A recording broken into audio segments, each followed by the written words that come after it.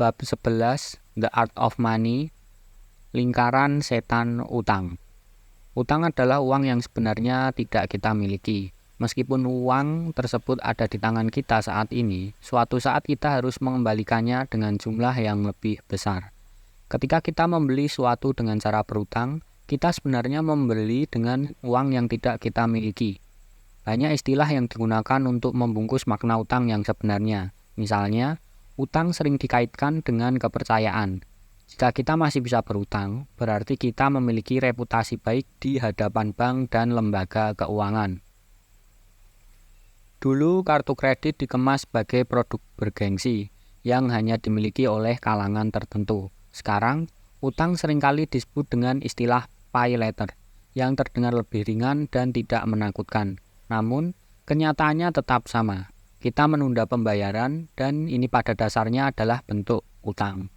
Mengelola utang dengan bijak adalah kunci untuk menjaga kesehatan keuangan kita.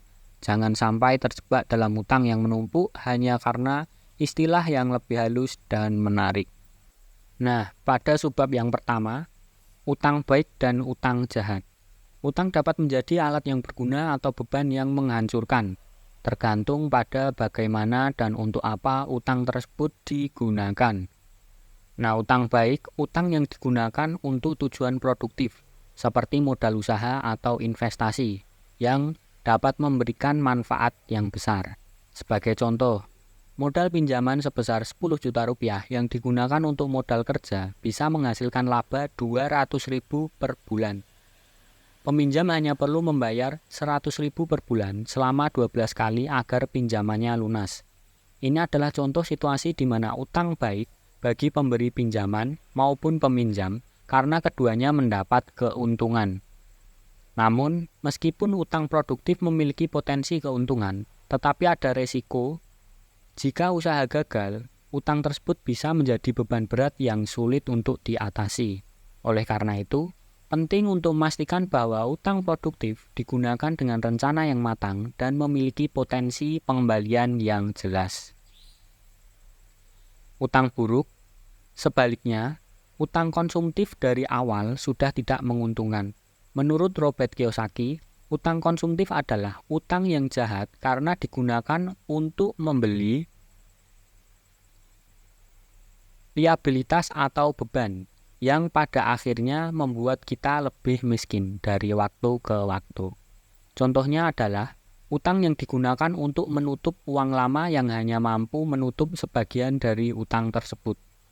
Utang yang baik adalah utang yang menghasilkan lebih banyak uang, terutama jika dirancang agar dibayarkan oleh orang lain, contohnya membeli properti secara kredit yang bisa disewakan dan hasil sewanya digunakan untuk membayar cicilan. Nah, utang seperti ini dapat meningkatkan kekayaan. Pengusaha besar sering menggunakan utang untuk mengakuisisi aset seperti pusat perbelanjaan atau tambang batu bara. Hasil dari aset tersebut digunakan untuk membayar utang dan setelah utang lunas, aset tersebut dinilai ulang untuk mendapatkan pinjaman lebih besar guna membeli aset baru. Nah, proses ini terus berlanjut sehingga meningkatkan kekayaan pengusaha tersebut. Nah, lingkaran setan utang buruk. Utang buruk dapat menyebabkan lingkaran setan yang memiskinkan. Misalnya, seseorang meminjam 50 juta untuk tujuan konsumtif dengan menggunakan rumahnya sebagai jaminan. Ketika peminjam tidak mampu membayar angsuran, dia meminjam lebih banyak. Misalnya, 100 juta untuk melunasi utang lama dan menggunakan sisanya untuk keperluan konsumtif. Selanjutnya, dia terus menambah pinjaman hingga rumah yang menjadi akhirnya disita atau dijual. Dalam mengelola keuangan pribadi, penting untuk membedakan antara utang baik dan utang buruk. Gunakan utang untuk tujuan produktif yang memiliki potensi pengembalian yang jelas dan hindari utang konsumtif yang hanya akan membebani keuangan dalam jangka panjang. Pada subbab yang kedua, suku bunga. Baik buruknya utang tidak hanya ditentukan oleh pemanfaatannya, tetapi juga oleh tingkat bunga yang menyertainya. Tingkat bunga merupakan harga dari sebuah likuiditas atau cost of fund. Makin tinggi bunganya, debitur harus menanggung nominal bunga dan cicilan yang lebih tinggi, yang berarti mereka harus mendapatkan lebih banyak dari hasil memutar uang dalam jumlah yang sama. Jika tidak yakin bisa menghasilkan cukup, mereka akan mengurangi outstanding pinjamannya agar beban bunga tetap terkendali. Tinggi rendahnya suku bunga ditentukan oleh otoritas moneter, yaitu Bank Indonesia. Setiap bulan, Bank Indonesia menetapkan suku bunga acuan.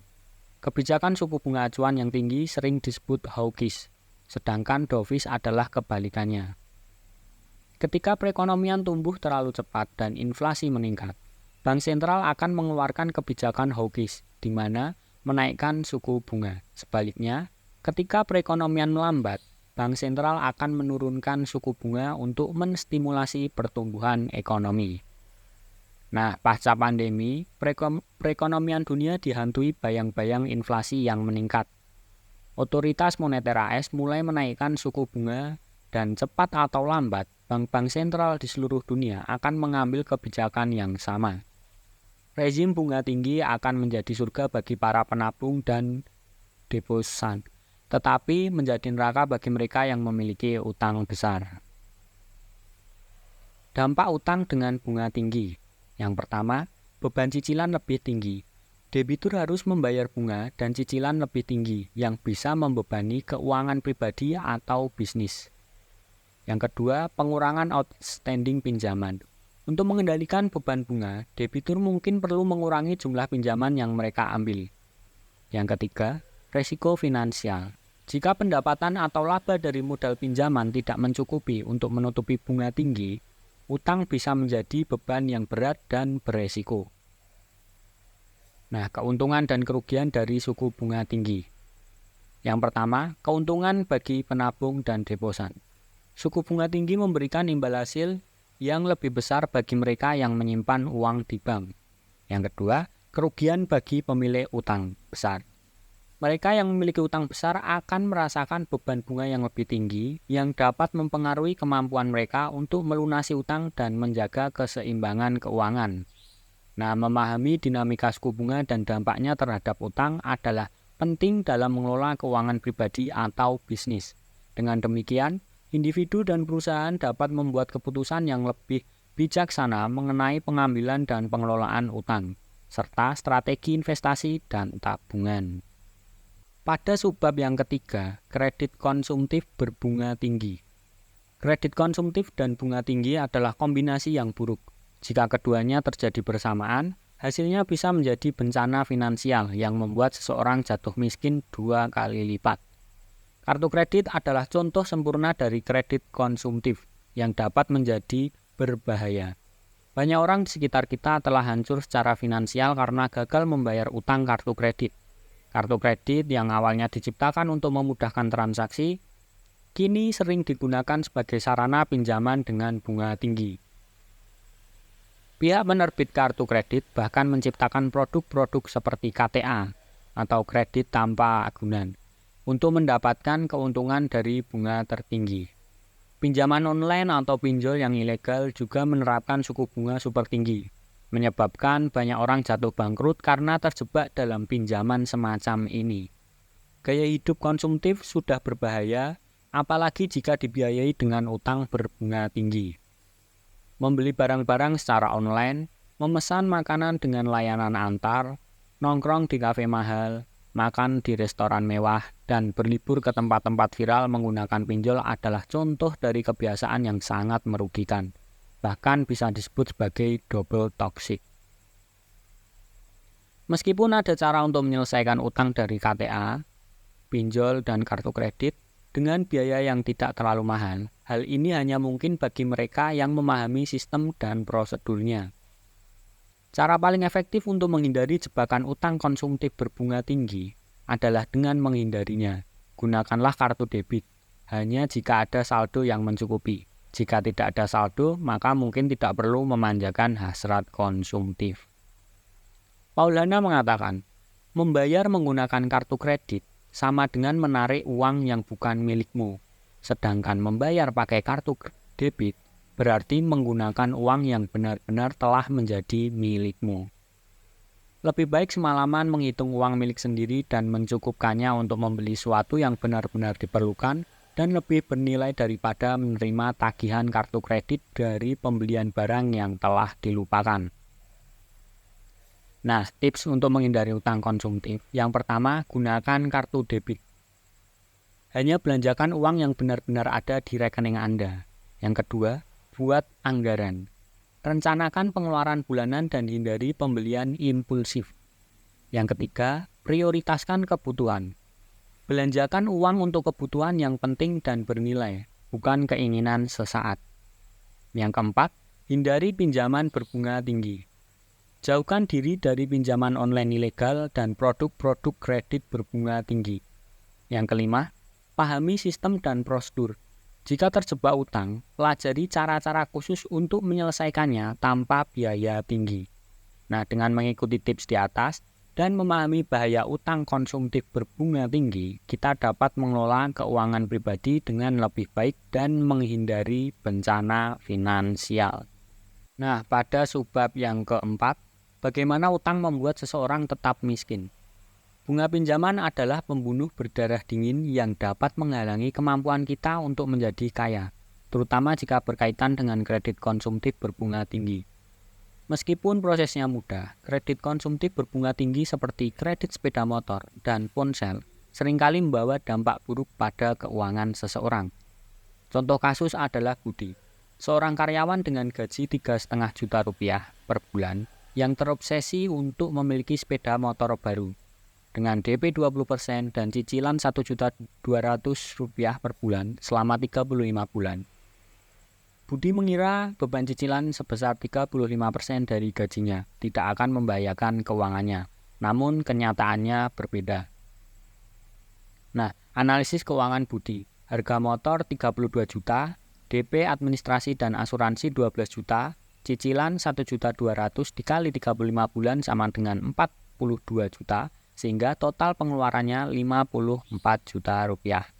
Nah, setelah 3 tahun, motor Budi hanya laku dijual seharga 21 juta rupiah.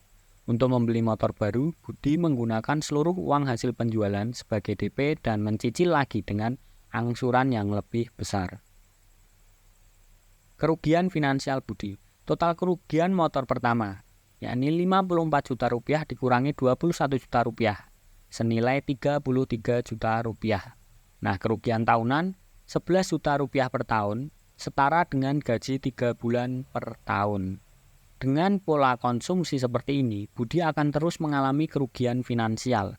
Hal ini juga berlaku pada kredit telepon seluler dan barang elektronik yang seringkali memiliki bunga yang lebih menjerat mencapai 40-50% per tahun. Nah, dampak kredit konsumtif. Yang pertama, beban bunga tinggi. Bunga tinggi pada kredit konsumtif menambah beban cicilan, sehingga mengurangi kemampuan untuk menabung dan berinvestasi. Yang kedua, nilai barang menurun. Barang konsumtif seperti sepeda motor dan ponsel mengalami depresiasi nilai yang sangat signifikan, sehingga menyebabkan kerugian finansial saat dijual. Yang ketiga, kebiasaan buruk. Memiliki kebiasaan membeli barang secara kredit dengan bunga yang tinggi menciptakan siklus utang yang sulit dihindari. Yang keempat, kerugian finansial. Kehilangan uang yang signifikan setiap tahun mengurangi kemampuan untuk mencapai stabilitas dan kebebasan finansial. Nah, tips menghindari bahaya kredit konsumtif. Yang pertama, hindari kredit konsumtif. Sebisa mungkin hindari membeli barang konsumtif dengan kredit berbunga tinggi.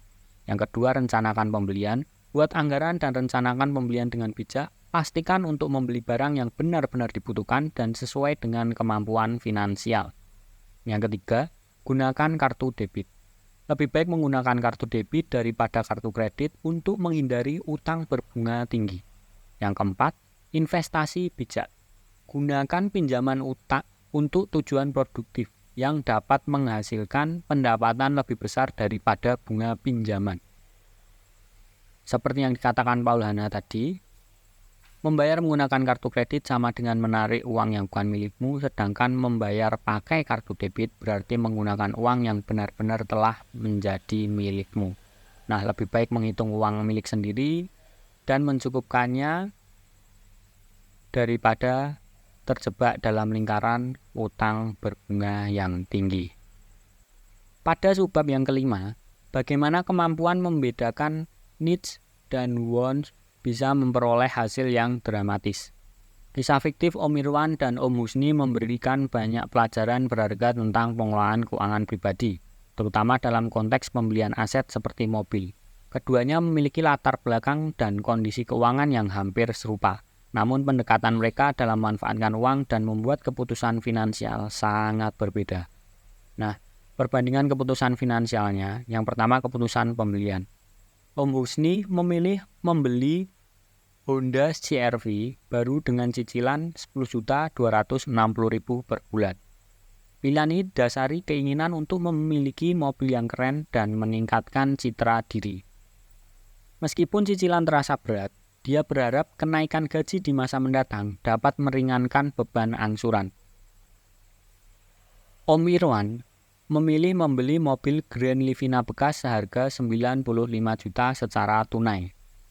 Dia lebih memperhatikan efisiensi dan beban finansial jangka panjang, serta memilih untuk tidak memiliki beban cicilan bulanan. Nah, kedua, pengelolaan dana. Om Husni menyisakan uang 7 juta untuk variasi dan mengganti sound system. Om Irwan mengalokasikan uang setara dengan angsuran Om Husni dalam bentuk deposito dan obligasi beresiko rendah yang dianggapnya sebagai uang yang hilang untuk menjaga disiplin menabung. Dampak pandemi COVID-19. Pada Maret 2020, pandemi COVID-19 menyebabkan keduanya dirumahkan dengan potongan gaji yang signifikan. Kondisi ini mengungkap perbedaan strategi keuangan mereka berdua. Om Husni tidak mampu membayar angsuran mobil, akibatnya pemotongan gaji. Terpaksa menjual Honda CR-V-nya dengan harga 225 juta untuk melunasi sisa utang sebesar 113 juta. Lalu menggunakan sisa uang 113 juta untuk membeli mobil Avanza second keluaran tahun 2013.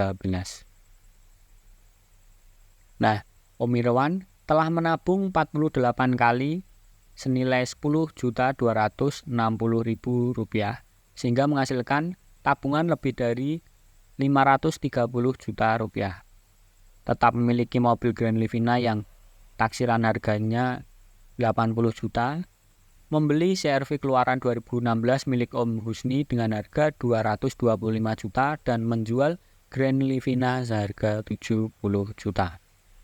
Sehingga masih memiliki sisa tabungan sebesar 375 juta setelah semua transaksi selesai.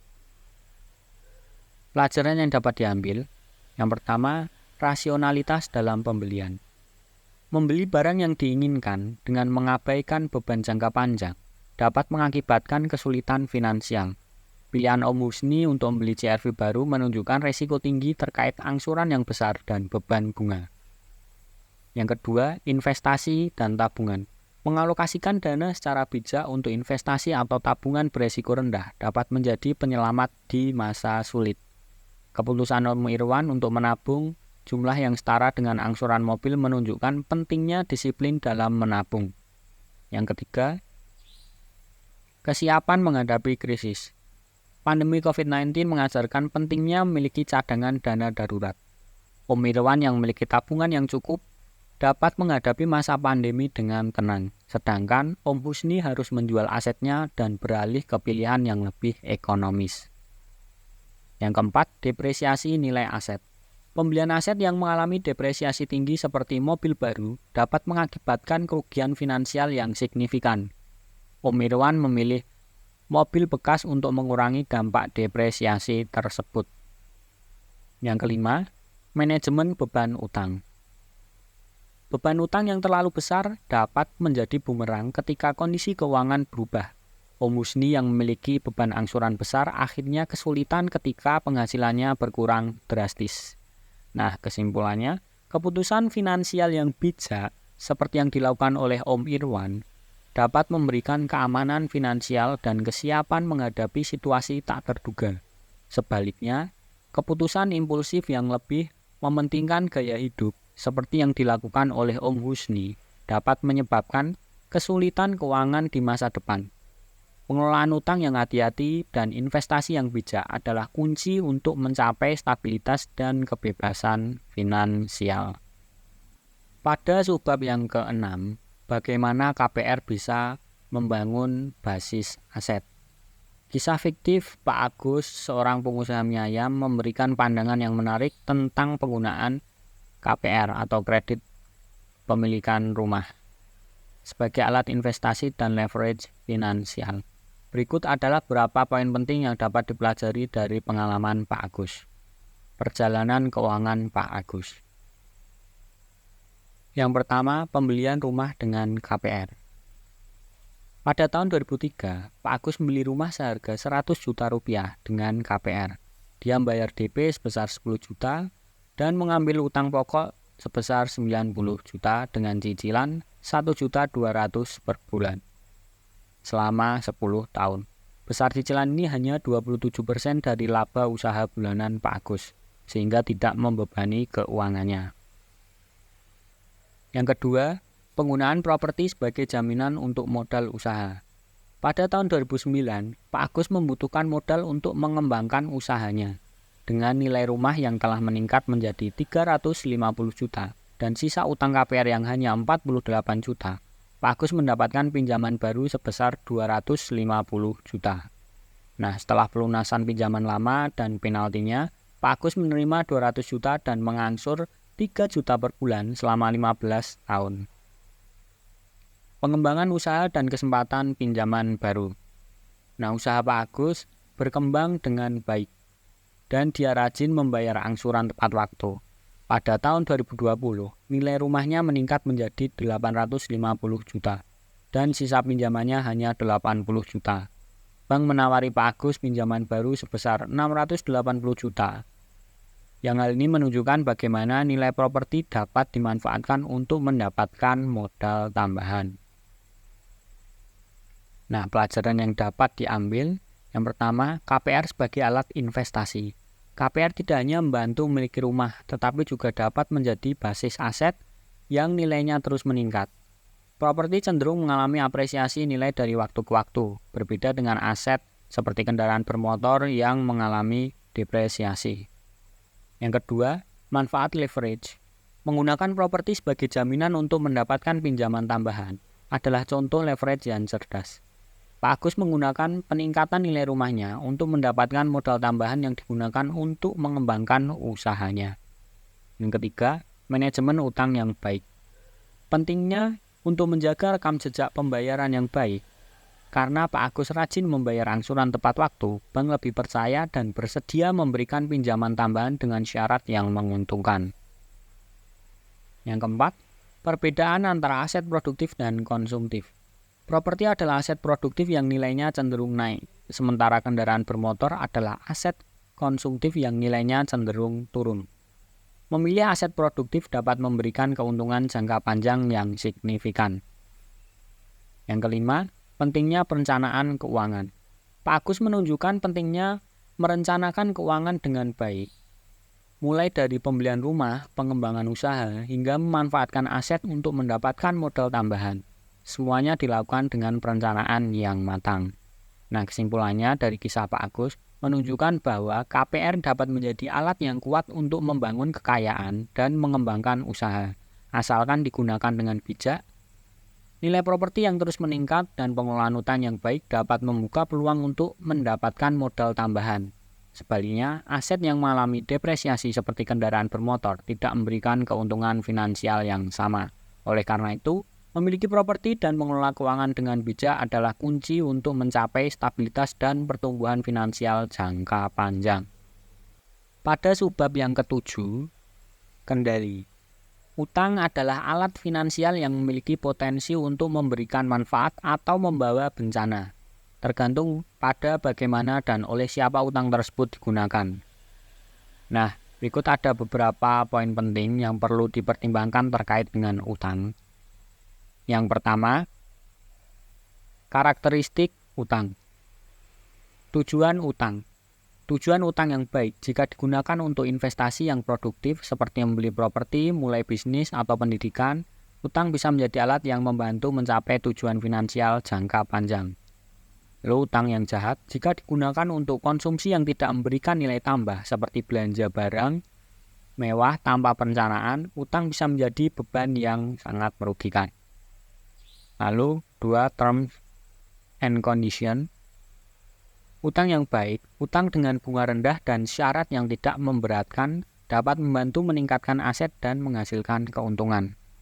Utang yang jahat, utang dengan bunga tinggi dan syarat yang memberatkan dapat menyebabkan kesulitan keuangan yang berkepanjangan. Yang ketiga, peminjam. Utang baik, orang yang disiplin dan mampu mengelola keuangan dengan baik dapat manfaatkan utang untuk mencapai tujuan finansial. Sementara utang yang jahat, orang yang tidak disiplin dan sembrono dalam mengelola keuangan bisa terjerat dalam lingkaran utang yang merusak kondisi finansial mereka. Nah, dampak sosial dan psikologis utang. Yang pertama, hubungan sosial. Utang bisa merusak hubungan persaudaraan dan persahabatan. Paulana menyarankan untuk menghindari meminjam uang dari teman dan lebih baik meminjam dari bank, karena fungsi bank memang untuk itu. Yang kedua, pengaruh pada kepribadian. Utang bisa mengubah orang baik menjadi jahat, karena tekanan finansial bisa menyebabkan stres dan konflik yang merusak karakter dan hubungan pribadi. Lalu manajemen utang yang efektif. Yang pertama, kendali utang. Utang memerlukan manajemen yang ketat. Orang yang mampu berdisiplin dalam mengelola utang akan mendapatkan manfaat, sementara yang tidak disiplin akan terjerat masalah. Yang kedua, batasan rasional. Bank biasanya mensyaratkan jumlah angsuran maksimal sepertiga dari penghasilan gabungan suami istri, dan pokok utang maksimum itu 80% dari nilai jaminan. Dan Benson menyarankan agar utang tidak melebihi 3 kali pendapatan tahunan. Namun, mengingat tingginya bunga kredit di Indonesia, batas yang lebih aman adalah 1 kali pendapatan tahunan. 3. Opportunity cost. Gagal mengendalikan utang berarti tidak hanya membayar bunga-bunga yang besar, tetapi juga kehilangan kesempatan untuk berinvestasi ketika peluang muncul. Mereka yang memiliki utang terkendali masih punya ruang gerak untuk mengambil keuntungan saat pasar memberikan peluang, seperti yang terjadi pada bursa saham di Maret tahun 2020. Nah, kesimpulannya, utang bisa menjadi baik atau jahat tergantung pada tujuan, syarat, dan siapa yang meminjam. Manajemen utang yang disiplin dan bijaksana sangat penting untuk menghindari jebakan finansial dan memanfaatkan utang sebagai alat untuk mencapai tujuan keuangan jangka panjang. Menghindari utang konsumtif dan menjaga agar utang tidak melebihi batas yang wajar akan membantu menjaga stabilitas keuangan dan membuka peluang untuk memanfaatkan kesempatan investasi yang menguntungkan.